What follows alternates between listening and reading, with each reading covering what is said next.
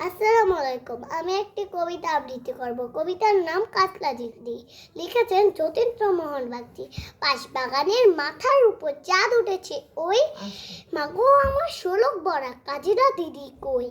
পুকুর ধারে নেবুর তলে থোকায় থোকায় জোনায় জল, ফুলের গন্ধে ঘুম আসে না একলা জেগে রই, মাগো আমার কোলের কাছে কাজিরা দিদি কই। সেদিন হতে দিদিকে আর কেনই বা না ডাকো, দিদির কথায় আঁচল দিয়ে মুক্তি কেন ঢাকো। খাবার খেতে আমি যখন দিদি বলে ডাকি তখন ও ঘর থেকে কেন মা আর দিদি আসে না কো। আমি ডাকি তুমি কেন চুপটি করে থাকো, বলো মা দিদি কোথায় গেছে, আসবে আবার কবে।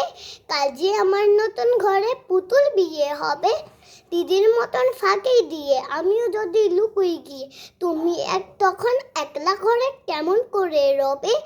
আমিও নাই দিদিও নাই কেমন মজা হবে। পুঁচা পাতে ভরে গেছে শিউলি গাছের তল, মারাস নেমা পুকুর থেকে আনবি যখন জল।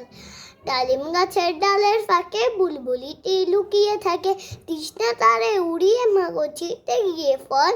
দিদি এসে শুনবে যখন বলবে কি মা বল, বাঁশবাগানের মাথার উপর চাঁদ উঠেছে ওই, এমন সময় মাগো আমার কাজলা দিদি কই। বেড়ার ধারে পুকুর পাড়ে ঝিঝি ডাকে ঝোপে ঝাড়ে, নেবুর গন্ধে ঘুম আসে না একলা জেগে রই, রাত হলো যে মাগো আমার কাজলা দিদি কই। আজকের জন্য কবিতাটি শেষ করছি। আল্লাহ হাফিজ।